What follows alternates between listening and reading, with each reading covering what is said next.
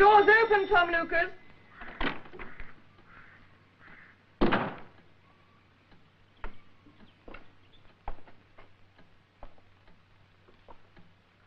Spring.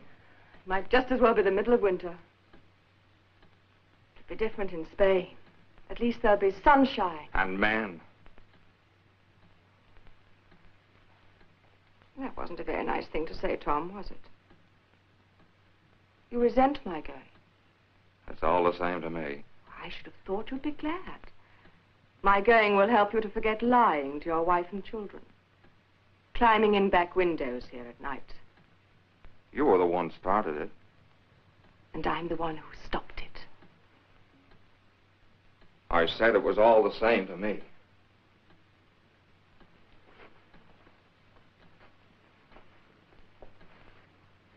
We wouldn't want me to miss my train, would we?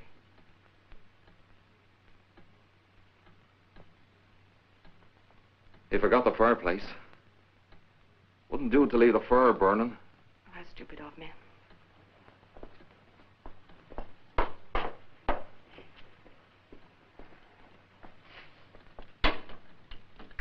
Geraldine. Tom? You'd better let me do that. No! No! No!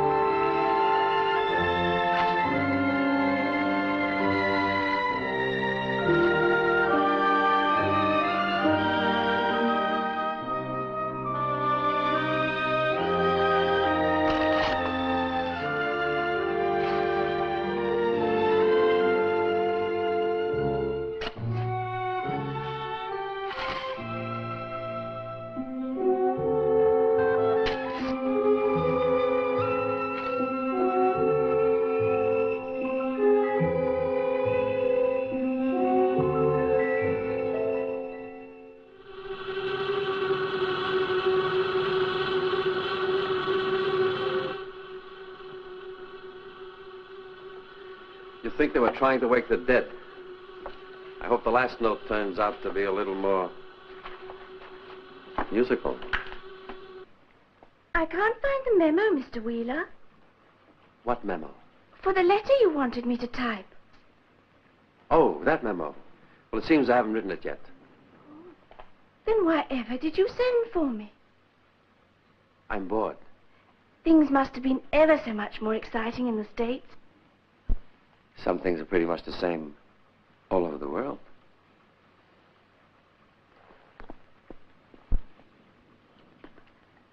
Mr. Sassusbury asked me to tell you that the colour vats badly needed caulking.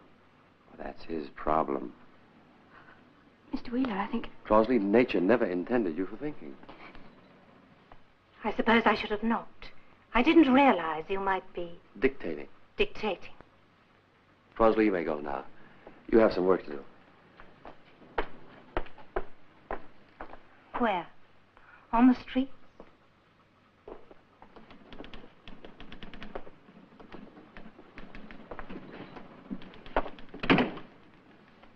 You know, I still can't help being shocked at the way English ladies speak.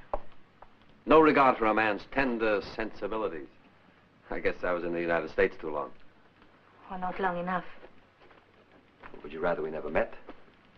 Married? Fallen in love? Been happy? Happy for 6 months. Miserable for 2 years. For all of those 2 years? I don't think I care for Miss Crosley's lipstick. Oh, speak to her about that. David. You know I can't resist saying things like that. Or doing them.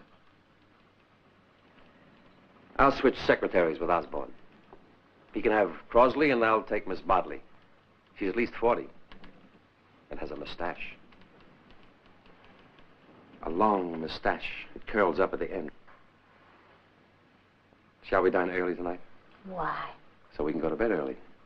I'd never put you on as manager of the mills. You sound a very improper person. I'm a bad manager, too. Do you mind? Your sister might. Geraldine?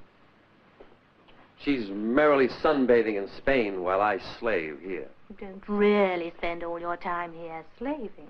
Well, neither does Geraldine spend her time sunbathing, darling.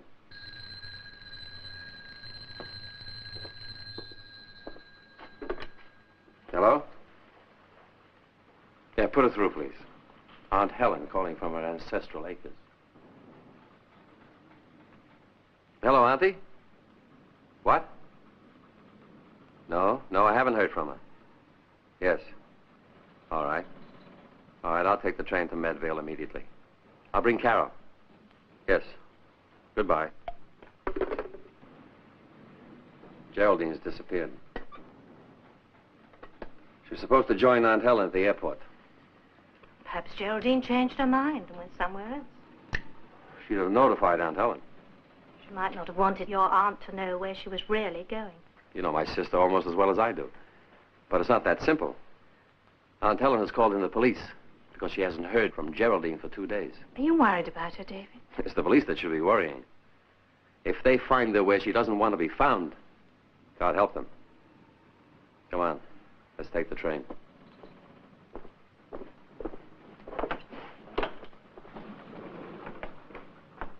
Miss Wheeler sent her maid on holiday on the 8th of April. Tom Lucas arrived here at 5 p.m. on the 9th in response to Miss Wheeler's phone call. He says he found the house locked. As far as he could see, there was no sign of Miss Wheeler. There's more than one cab driver in Medvale. I've spoken with the others, sir. She could have walked to the station, Sergeant. Carrying her luggage. Mrs. Demarest has informed us that Miss Wheeler's luggage is missing. Geraldine always insisted on taking most of her wardrobe with her. Well, there are other ways of getting to Spain, even without the help of cab drivers. Perhaps a friend. No, I've been in touch with the airport, sir. She didn't leave on any other flight. Well, then she's gone to ground in England. Tell me, Sergeant, do the police suspect, if I may use the expression, foul play? Nobody's even mentioned foul play, sir. I have. The police are acting on Mrs. Demarest's request. Geraldine is a big girl now. Do you think she'd thank you for setting the police on her trail? They may find her under somewhat embarrassing circumstances. I have a feeling, David. I've had it ever since Geraldine didn't turn up, a feeling there's something wrong. It's got stronger since I came to this house. Mr. Wheeler, can you give us any information that might be of assistance to us? Well, let's skip the question and answer period. My sister and I were on extremely bad terms. She didn't like the way I was running the mills, and I didn't like the way she was trying to run me. She owns the mills. And if anything happens to her, I inherit them. That help you any? Well, you know, you're answering questions I haven't even asked, sir. Well, there are a few more. I was sent to the United States during the Blitz when I was a boy. I went to school there. I grew up there. My father heard reports of the way I was living that he didn't like. He left the mills to Geraldine when he died. He was kind enough to make some provisions for me in his will. And that's why Geraldine allowed me to manage the mills. It was against her better judgment. And if you want to examine the books, you will discover that her better judgment was very good indeed. Is there anything else? Nothing else I can think of asking at the moment, sir. See, I told you we could skip the question and answer period. Now, if no one minds, I will have a very long drink. You can decide for yourselves whether it's in sorrow for Geraldine's disappearance or sheer undiluted joy.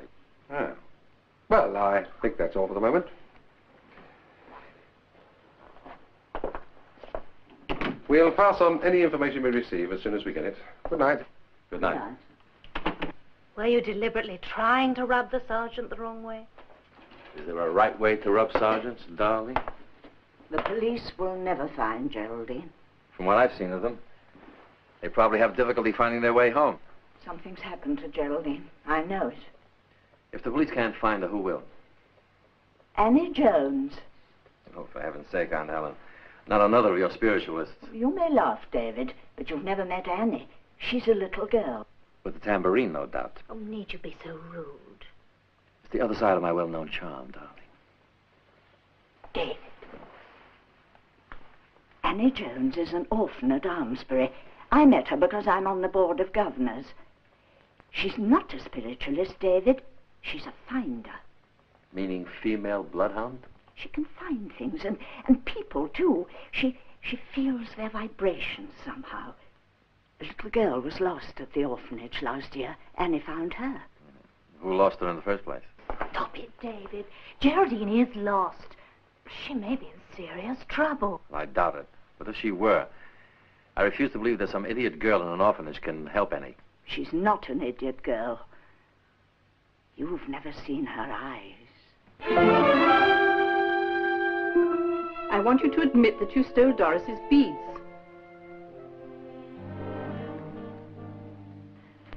I stole nothing. Doris said she saw you steal them. She's a liar. Then how did you know that they were hidden upstairs under the loose floorboard? I seen them. In my head. Not until I told you you wouldn't have any supper until they were found. I don't like looking for things in my head. It hurts. No doubt. Annie, this isn't the first time that this has happened. You're going to confess you stole the beads, and you're going to stay here alone in this room until you do. And no magazines either.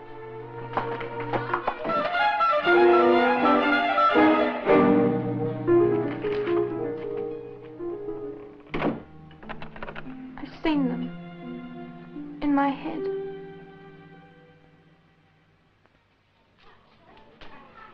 Annie Jones is a nasty child and a born liar. Oh, come now, matron, I wouldn't say that. That's because you don't know her, Mr. Frobisher. Oh, naturally, hardly as well as you do, matron, but then I have my own work to do. Papers, papers, papers. Papers to read, to write, to sign. I sometimes think that's why we lost the empire. Yes, well... As a member of the Board of Governors, Mr. Frobisher, I fail to understand why Matron dislikes children. Oh, matron doesn't dislike children, Mrs. Demarest. It's just that, Annie isn't everybody's cup of tea. Annie will be staying with Mrs. Demarest for a while, matron. Will you go and get her ready at once? She's being punished. Oh, well, we can carry on with that when she returns. I mean, we can have a little chat about it sometime, can't we?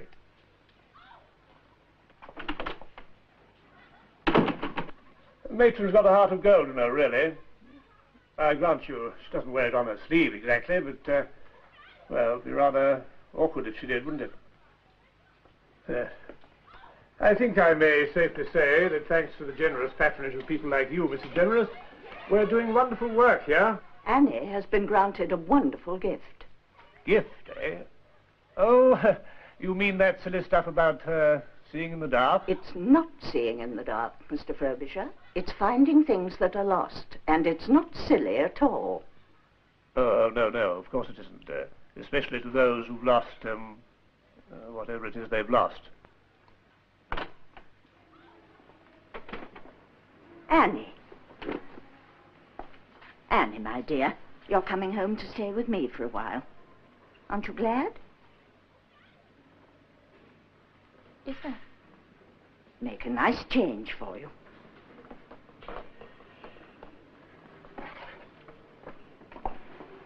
Your aunt's a wonderful woman, Mr. Wheeler. Got a mind of her own, wouldn't you say?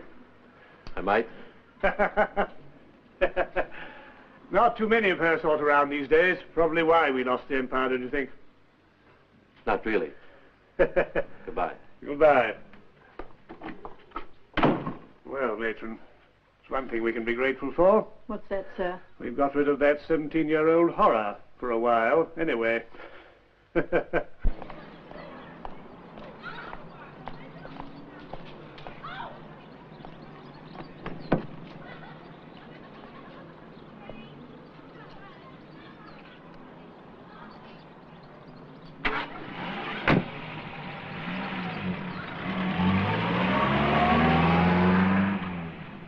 Yes, it'll make such a nice change for you, dear. We're all going to stay at my niece's house. She's David's sister. I don't mind. David's wife will be there, too. I'm sure you'll get along very well with her. Got a light? Do they allow you to smoke at the home? Not lightly. Then I don't think you should smoke when you're away from it. Besides, you're rather young for that sort of thing. What's the game? Oh, well, nothing, really. Well, tell her now. You'll have to sooner or later.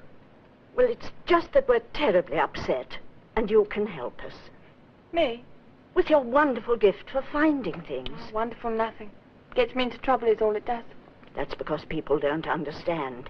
Believe me, dear, I do. What have you gone and lost? The family silver spoon? Not exactly. As I said, we're going to stay at my niece's house. But she isn't there. She's disappeared. We're all dreadfully worried about her, Annie, and we want you to find her for us. Do you think you can? If I want to.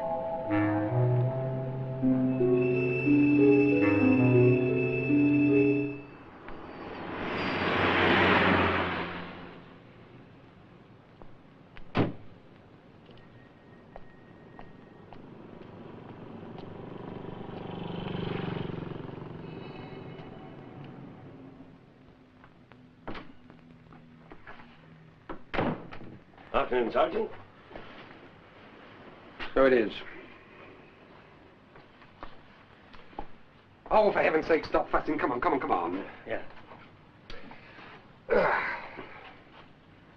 Well, anything on Geraldine Wheeler? Nothing. Well, she could have gone off to Brighton for a bit of this and that. Why bother booking a flight to Spain?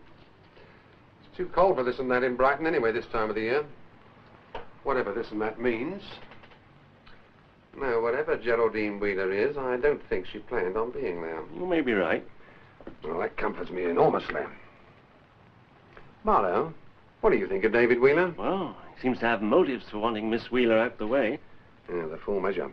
Flowing over. But did he have the opportunity? Let's find out, shall we? David? David, will you help me? Help you do what? Get into this dress. I'd rather help you get out of a dress than into a dress. How many women have you said that to? None. You're a terrible liar.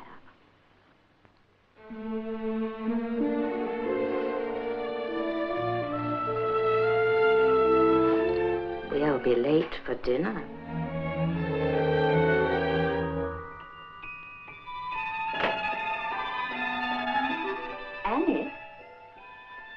Annie, my dear. Who's got the room there? David and Carol. Isn't this a pretty room, Annie? It's Geraldine's, you know.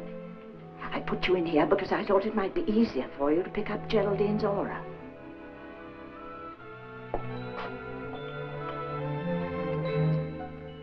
This hers? Yes.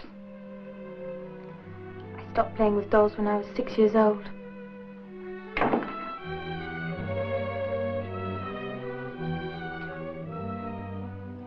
There's plenty of hot water. Why don't you have a nice bath before dinner? I'm not dirty. Not like some. Well, we'll be having dinner in a little while. You'll hear the bell.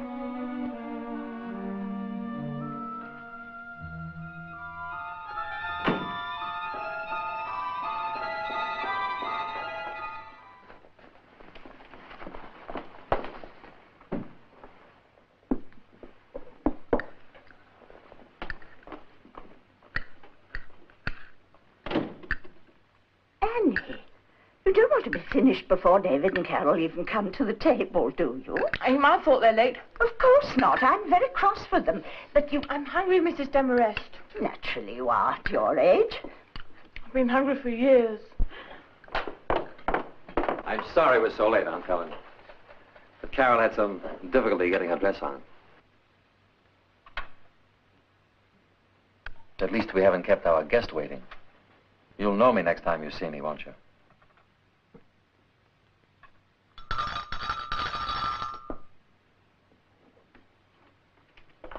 Mr. and Mrs. Wheeler are ready now, Margaret. I won't answer for the roast, though. I'm not used to this kitchen. There's one thing I like about English servants. They're so democratic. Margaret's been with me for 20 years. Which proves she's a very intelligent woman. Where else could she find so charming a hostess? What happened to your cufflink? Oh, I lost it. Carol had to sew me together. She's very good at that.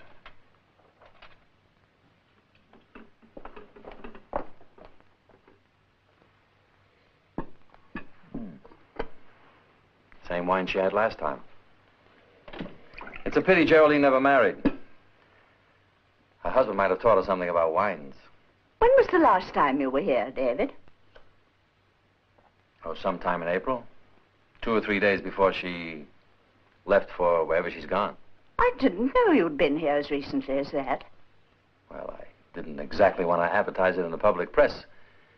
You see, I came down to borrow some money from her. Did she lend it, Wendy? And we both know our dear Geraldine better than that now. Don't we, Aunt Helen?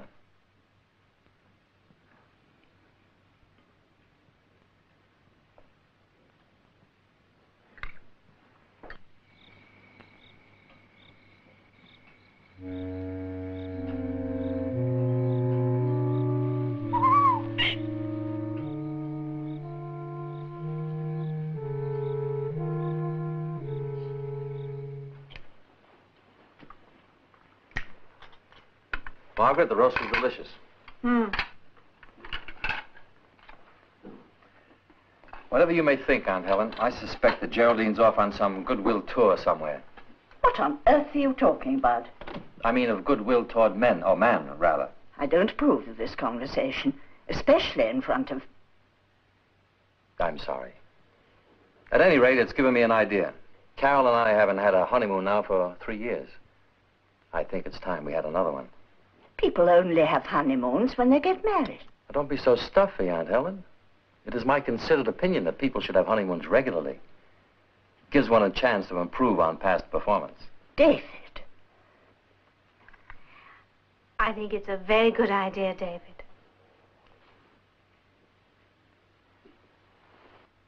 Someone's got to look after the mills. They can look after themselves for a few weeks. Carol, how do you feel about Italy this time of year? Sounds marvelous. Mr. Wheeler, what was your cufflink like? My cufflink? The one you lost? Oh. Exactly like this one. I can find it for you. No, don't bother. It'll turn up. I want to find it. For you. Well, that's very sweet of you, Annie. But I wouldn't want you crawling about on hands and knees, peering under beds and bureaus for it. That's not the way I find things, Mr. Wheeler. Now, look, Annie, I told you that... Be quiet, David. I've seen her like this before. She's in a trance. Are you sure it isn't indigestion? It's more than that, David. Now, don't tell me you believe in this mumbo-jumbo, too. Something is happening to that girl, whatever I believe in. She's either a fake or a fool.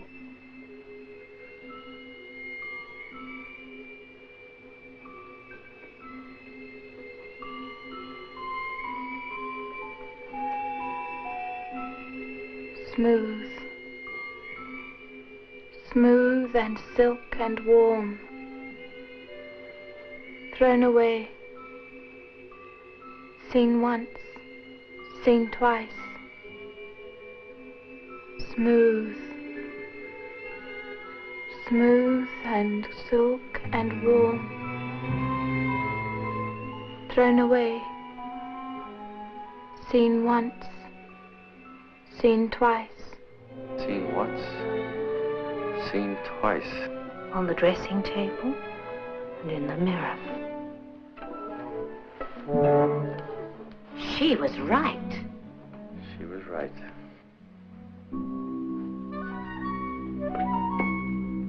I told you, David. I don't believe it. There must be some other explanation. What other explanation? She could have been peeking through keyholes. There are a lot of things that be seen peeking through keyholes, David. Hardly anything as small as a cufflink caught in a dress. She's a dirty, unattractive child. Perhaps you haven't looked at her long enough or deeply enough, David. Perhaps I haven't. She found your lost cufflink. Are you still so sure she won't find Geraldine? I'm sure of one thing. It's late and I'm tired. Yes. Good night, Carol. Good night, David.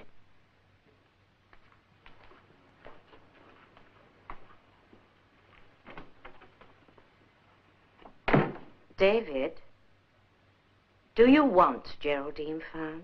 Of course I do. I want her found alive and healthy.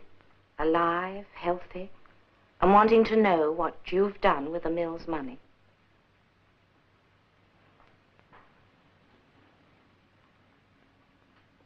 What about the mill's money?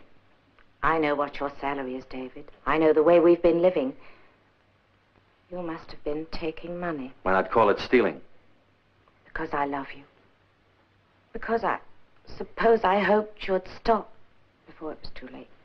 And because you like wearing some of that stolen money. I'm sorry, I didn't mean that.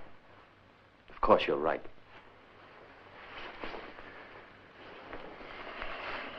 It won't look too good to the police, will it? My position. Our trip to Italy is off for a bit, isn't it? Didn't take that girl very long to find the lost cufflink. I've got to stay here. I've got to see how long it takes her to find a woman.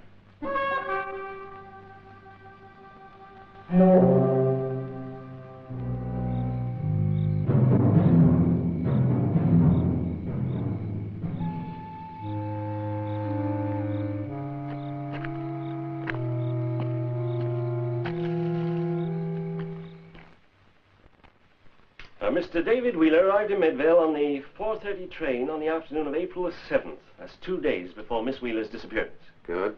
He had dinner with Miss Wheeler that night at her home. Very good. He left Midvale on the 11:45 train that same night. Witnesses?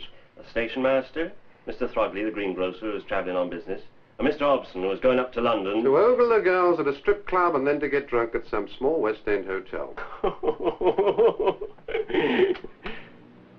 Really? Mr. Hobson is a pillar of Midvale society. He's respectable, sober, and he doesn't go to London more than once a month. Yes, sir. Miss Wheeler was seen on the day of the 8th by many of the townspeople. Mr. Wheeler, however, was not seen on the 8th or the 9th. Good. Very good. And no good at all. You do suspect Mr. Wheeler, don't you, Sergeant? Yes, I do. But I don't know why. I don't even know what of.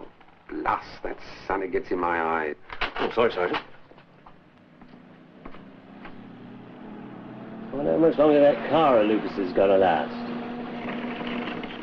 Or Lucas himself, for that matter. Are you gossiping, Marlowe, or making a police report? Gossip, I'm afraid, Sergeant.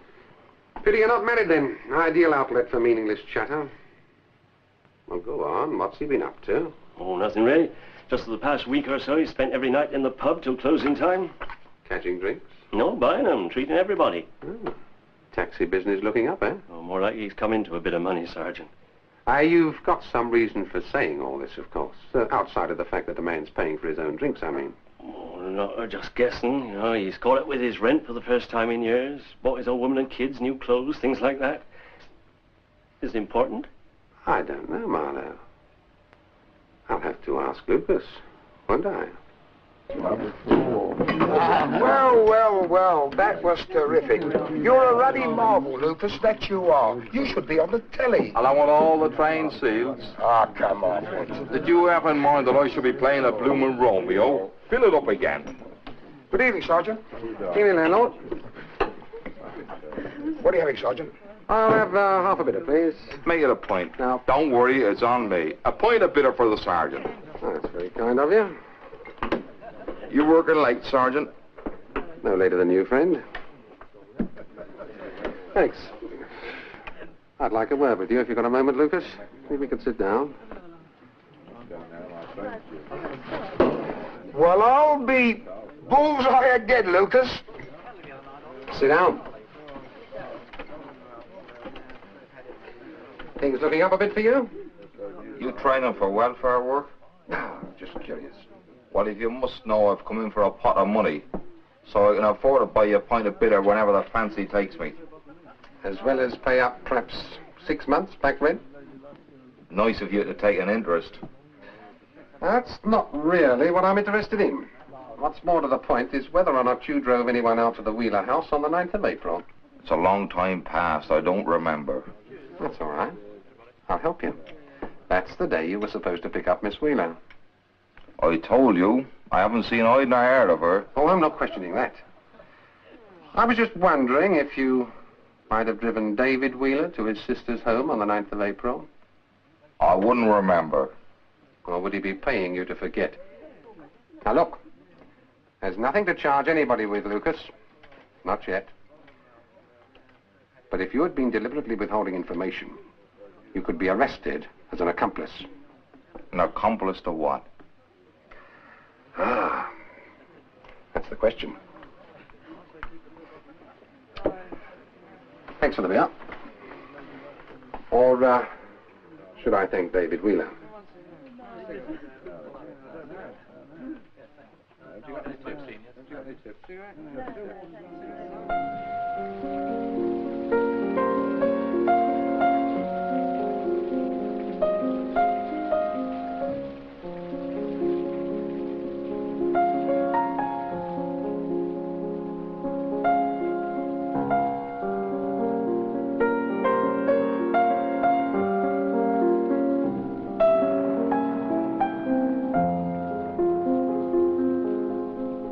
How much longer are we going to have to wait? Till Geraldine gets tired of a fancy man and returns home? I won't have you saying things like that about Geraldine. Obviously, the police aren't going to find her. And neither is your pet clairvoyant. Annie needs time. She's got to absorb Geraldine's aura. Don't you mean Margaret's cooking? I'm just a barrel organ man's monkey to you, ain't I? Turn the handle and I'll dance. Drop a halfpenny in a tin cup and I'll tell you a fortune. My dear girl, I haven't given nearly that much thought to you. Don't take any notice of David, Annie. He's bored. And when he's bored, he likes to hurt people. I should know. Why don't he look at me like I was a human being? Annie, run up to your room and lie down for a while. We're all a bit on edge. We're worried about Geraldine. We're worried about the police and the rapidly rising price of potatoes.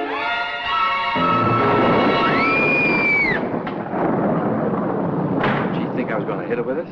I wouldn't blame her if she had, David. You're behaving very badly. Well, now it's your turn. To crush me with a well-chosen phrase and walk out. Not unless you want me to. What was that thing you were playing? Consolation by Liszt. Will you finish it for me?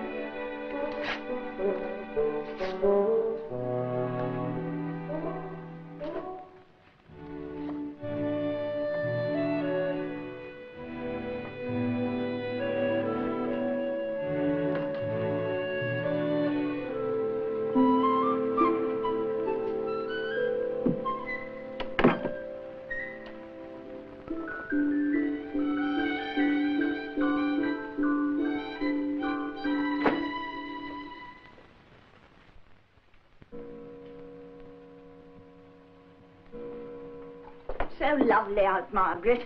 A bit wet, but lovely. Yes, madam. Mrs. Demarest. Yes? I was upstairs a few minutes ago. Well, what of it?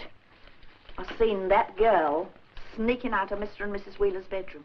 Where were David and Carol? Oh, they was in the drawing room. They didn't see her. Then there's no harm done. She was carrying a dress and underthings and I don't know what else under her arm. All she was wearing, madam, was a towel. Annie's a poor child, but gifted. I think the girl's a thief. Don't be a fool. If Annie did take some of Carol's clothes, it wasn't to steal them. It's because she was hungry for pretty things, things she's never had. She's got no right to them. How can we judge someone like her? No parents she can remember, no life of her own, no friends. When you were young, weren't you ever tempted to do something a little wrong? Yes, madam. But I never did it.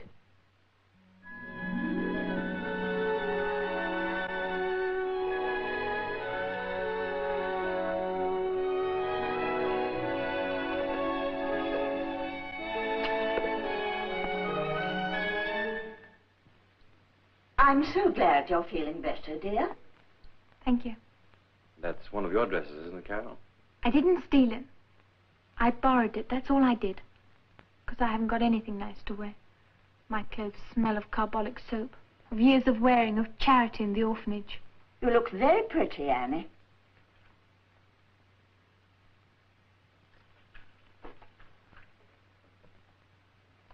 Oh, I don't look pretty, I look awful. I suppose you'll throw these clothes away, or burn them after tonight? Don't be silly. Well, he won't let you wear them. Not after I have. I'm still waiting for a light, David. Sorry, Annie. I must be a very wicked woman. The cards never come out right for me.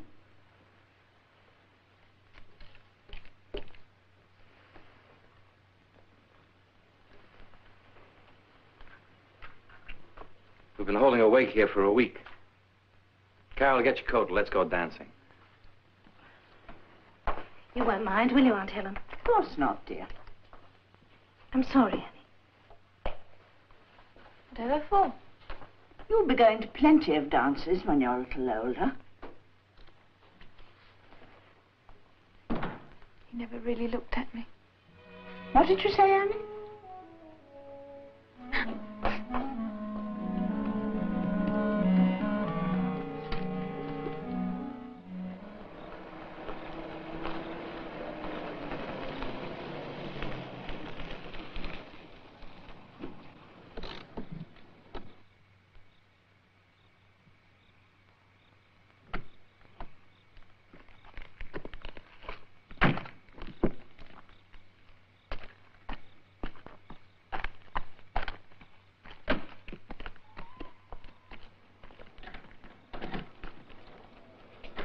I've got to talk to you. Come over here.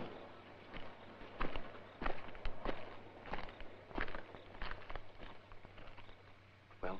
The police have been asking me questions. Perhaps they're lonely. Questions about you. I trust you spoke well of me.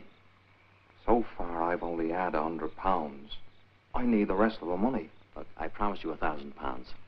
You'll have to wait until I get back to the mills. Right now, I don't have it. The police would like me to tell them that I drove you out here the afternoon your sister disappeared. That would be lying, wouldn't it? I'll get you £100 tomorrow. That'll ease the waiting period. Now, look, I did a good job. Just like we planned. Yes, you did. Fine. By the way, don't it bother you knowing your sister's buried back there? Why should it? I didn't kill her. You bought her death. It was a necessary purchase. I'm paying you £1,000 for having done what you wanted to do anyway. You came to me. Yeah, that's true. It's odd, isn't it? It was Geraldine herself who brought us together. If I hadn't found out that you were having an affair with her, I wouldn't have known where to look. People like your sister and you don't think the rest of us are really human, do you? You're wrong. We don't think we are. That girl Annie Jones, she finds things, don't she? Things nobody wants her to find. I have no idea. To date, she hasn't found anything but a cufflink I lost. I'm not a bit impressed. Well, I'm worried about her. As long as one of us are worried. Carol is probably wondering what's happening to me. Till tomorrow, Lucas. Good night.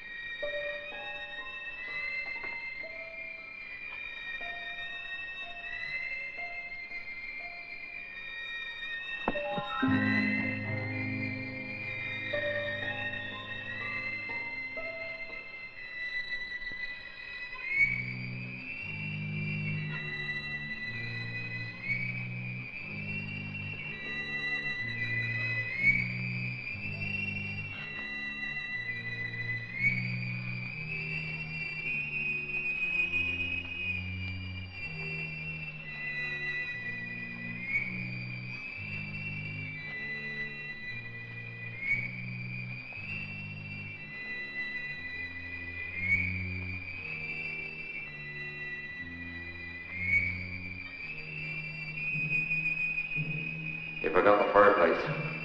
Wouldn't do to leave a fire burning.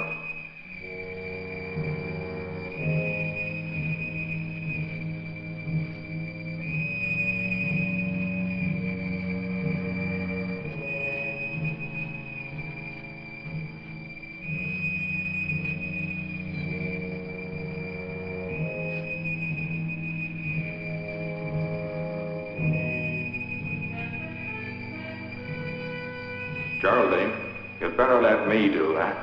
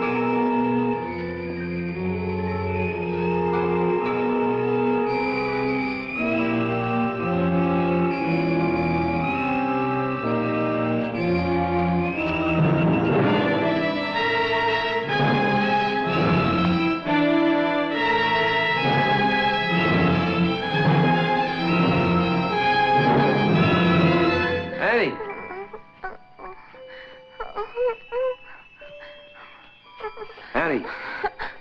Annie, wake up. Wake up. She was calling me. Who?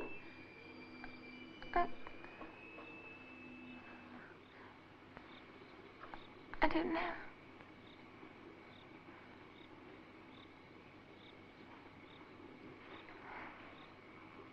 Hello, David. Why are we here? You were walking in your sleep. We better get you into the house before you catch cold. It's your wife's nightgown. She's got other things to keep her warm at night, ain't she? Well, if you do much sleepwalking, flannel would be much better.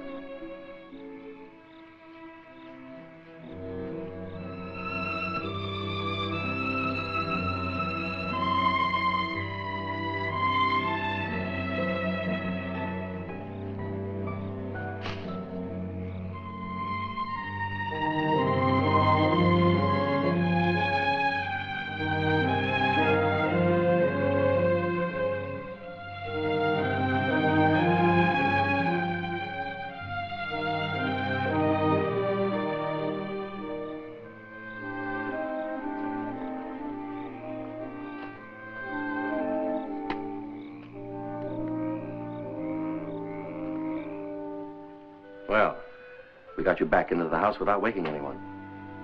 I still think flannel is more suitable. Certainly more respectable. Do you walk in your sleep very often? No. You better not do that anymore. It's not really up to me. Is there any particular reason why you went off into the woods? I don't remember anything about that. You see, I only walk in my sleep when something sets me off. What set you off this time? A dream. A dream?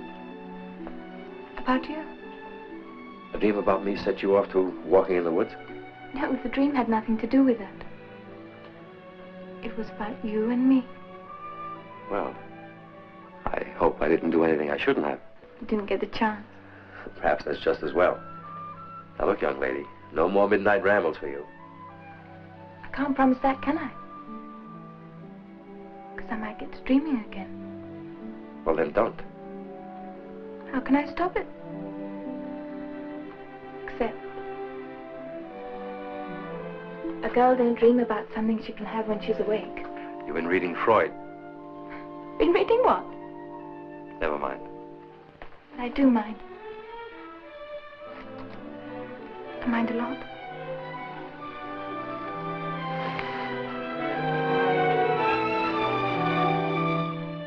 Look here, young lady. You get to bed. No more dreams tonight. Who are you fooling? Yourself, maybe, not me. I was born and raised in a Liverpool slum. I was 12 years old before I got sent to the orphanage. In the gutter, by the time you're 12 years old, there ain't much left for you to learn. Not about men and women, anyway. There now. You run off to bed like a good little girl. I've given you a slap here and a pinch there, so you won't dream. Tomorrow I may even give you a bit of a squeeze, who knows? I think all I've been asking of you is a piece of chocolate. That ain't all you've been asking of me, neither. I haven't asked anything of you. Your eyes have. And your hands.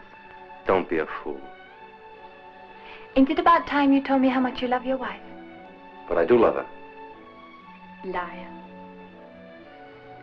It's one thing we learn quick in the gutter. A man who loves his wife keeps his eyes and his hands to himself. I know you want me as much as I want you. Neither of you were very careful about keeping your voices low. You've never been conspicuously discreet, David, let alone loyal. But isn't she rather young? What were you doing at her age? Playing with dolls? No, I wasn't playing with dolls. I wasn't making love to other women's husbands, either. He don't love you. Perhaps not. But I've tried to believe he does. Why don't you two have a nice heart-to-heart talk about me? In my absence. What did you expect him to do, Annie? divorce me, carry you off in a blaze of glory, or more probably in a rented Bentley, marry you at high noon. Maybe there ain't so much difference between girls from Liverpool and girls from wherever you come from. But he wouldn't have to marry me. You are only 16, aren't you? I'm 17. Would have been different if he'd loved you. For whom? Me. I know what you think of me. I always know what people think of me. But I don't care. Only I've got to tell you that if I thought he loved you, that would have stopped me. Isn't there something else that should have stopped you? What? Knowing that I loved him.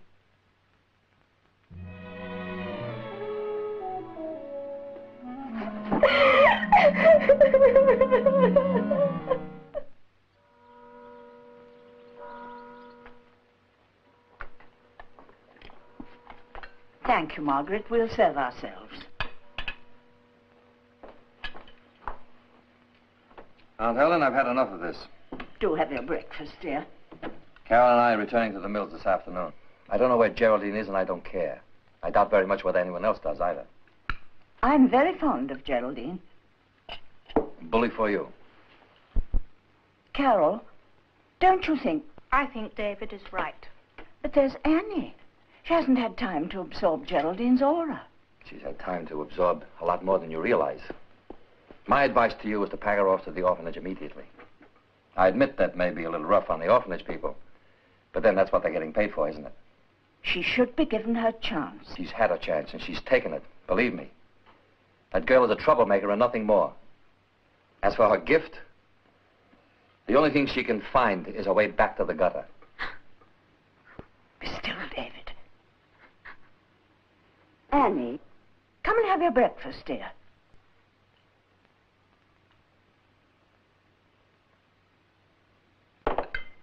Mrs. Demarest? Yes, dear. I'm ready to find Geraldine. Really? I felt her close to me last night, but I didn't look for her. Not then. I'm going to now.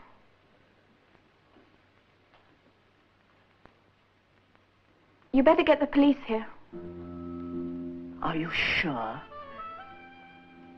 I'll be waiting in the other room.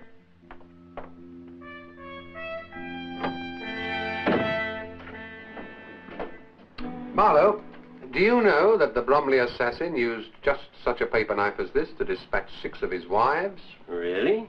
Must have been very painful for him, Sergeant. Now, hold on a moment, in case it concerns you. Hello, Sergeant Henry speaking. Yes? Oh, hold the line a moment, please. That's all right, run along. And keep an eye on Lucas. Oh, I'm being invited to partake of spirits. Oh, lovely. This hour of the morning? Unfortunately, not alcoholic spirits. Yes? Yes, of course, Mrs. Demarest.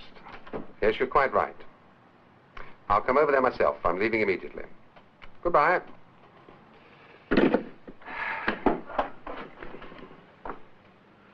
6 wives. No wonder.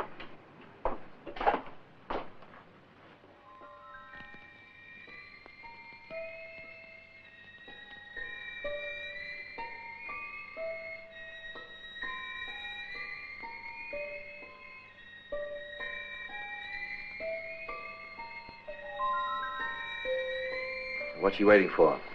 A violin obligato? David, please. She's just going into a trance. It's a very difficult moment for her. A very difficult half hour. Is more like it. Sergeant, do you believe in nonsense? If it is nonsense, no, sir. Why are you here? To see if the girl will speak. Suppose she does.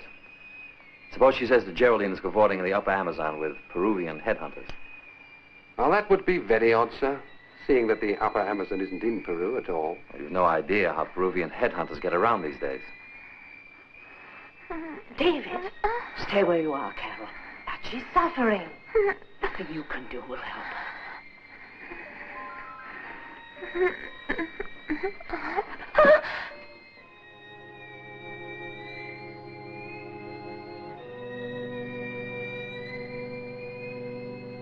Aunt Helen. Aunt Helen.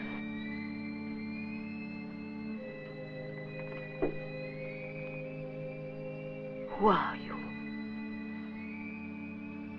I'm Geraldine, Aunt Helen. Yes, dear, of course. Is anything wrong? I'm so lonely. Lonely and afraid.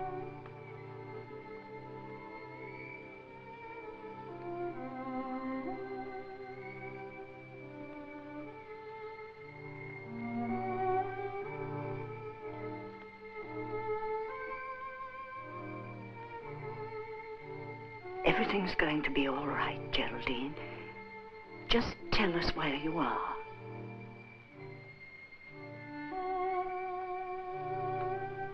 I don't know. You must try to tell me where you are.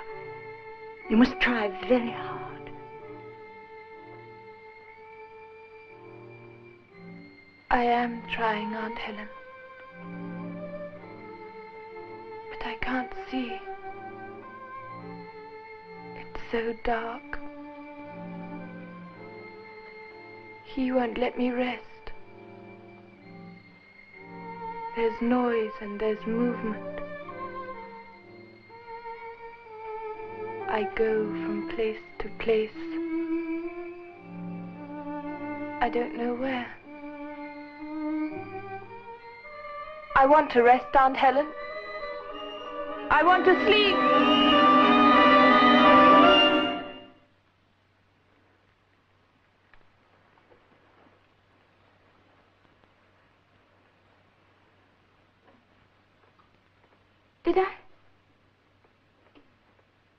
Did she tell you anything? Nothing of any practical importance, I'm afraid. Well, if you'll excuse me, Mrs. Demarest, I don't think I can be of any further service to you. Neither can I. We'll take the train this afternoon. It was kind of you to come, Sergeant.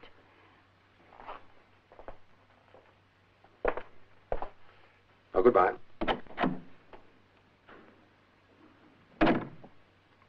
She must have told you something. Weren't you listening?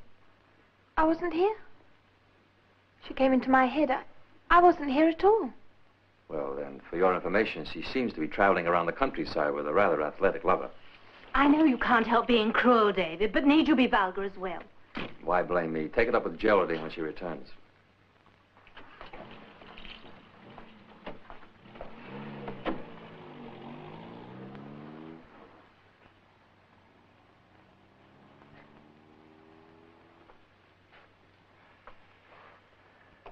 Well, Annie, that was a very good try, but not good enough. Get your things together. Your things, not my wife's, if you don't mind.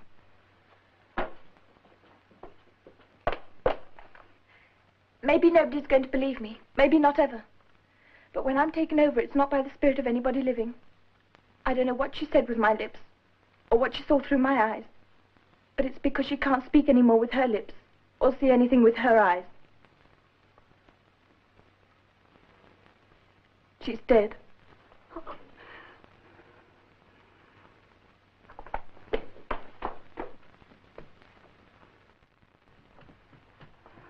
I admire that girl. She goes down fighting. You've let her upset you. It's just what the little devil wanted. Believe me, the sooner she leaves this house, the happier you'll be. Oh, David, are you sure? Of course I am. And as soon as my idiotic sister decides to come home, you and she will have the laugh of your lives over this whole business. Now, you tell Margaret there'll be one less for lunch today. We're bundling our orphan back where she belongs. Now, go on.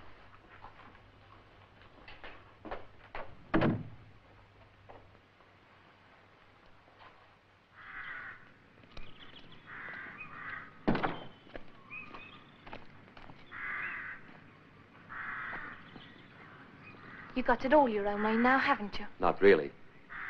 I haven't entirely forgotten last night. It's a pity Carol woke up when she did. However, they'll be letting you out of the orphanage soon. And when they do, you might consider applying for a job at the Wheeler Mills. Ask for me.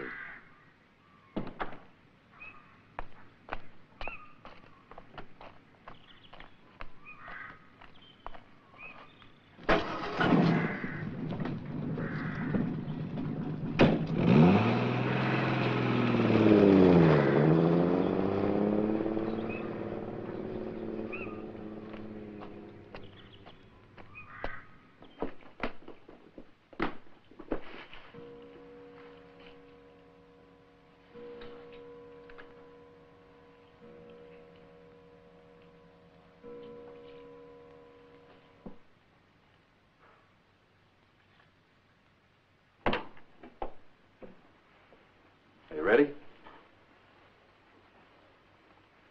Did she hate me so much? Annie? No, I don't think she hates you. You're just a superfluous wife. That does describe me, doesn't it? Superfluous wife. Now, don't be childish. I know I behaved badly, but you'll forgive me. You do it so well.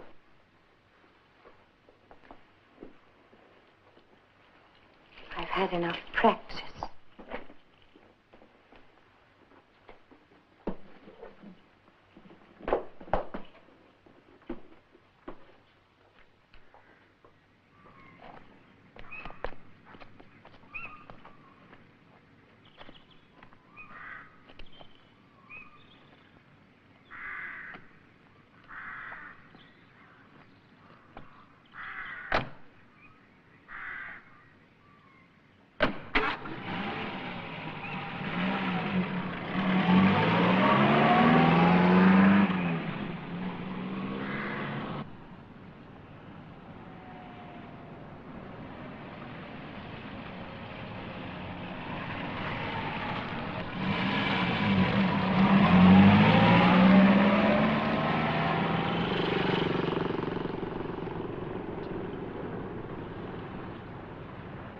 Bird's about to fly the coop.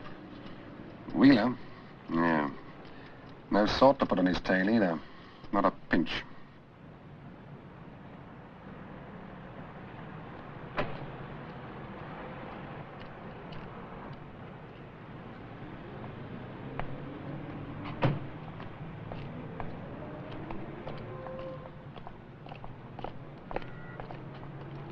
You run ahead and get the tickets. I'll settle with Lucas.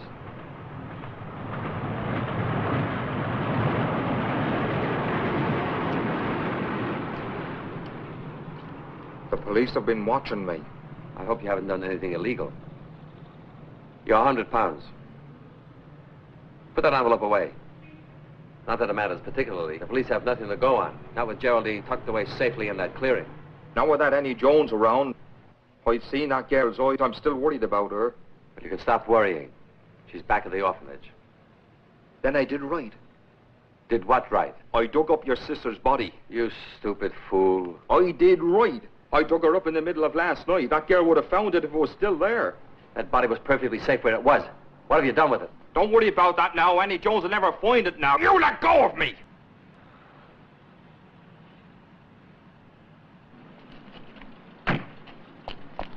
Annie Jones is a devil. Forget Annie Jones. It's the police I'm worried about. Lucas! Lucas!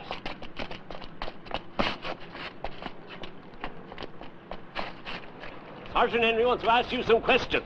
Oh!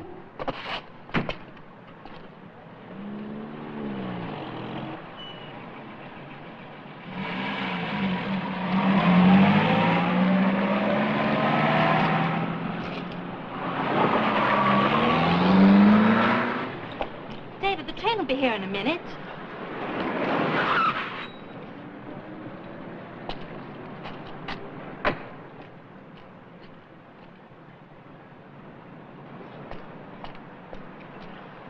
Caught me by surprise, Sergeant. Yeah, so I can see that. I think you better come along with us, sir. What for? Questions later, huh?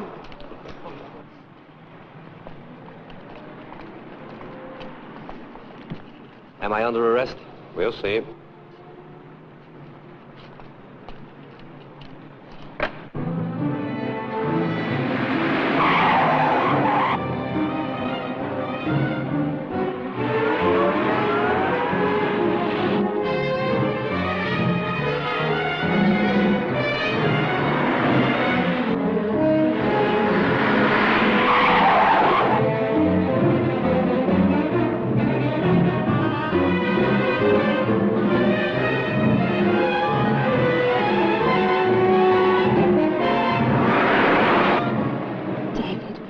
Are you in trouble?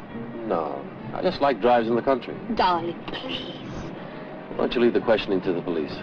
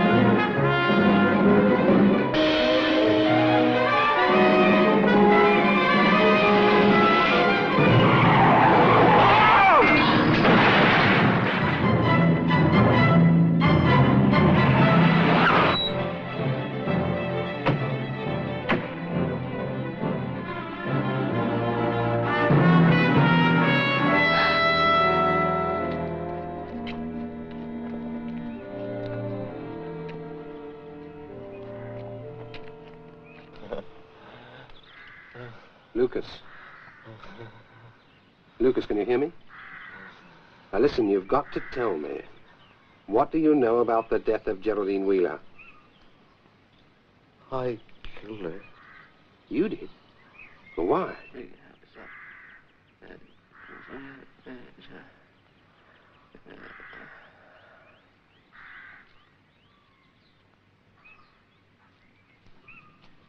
Is Lucas dead?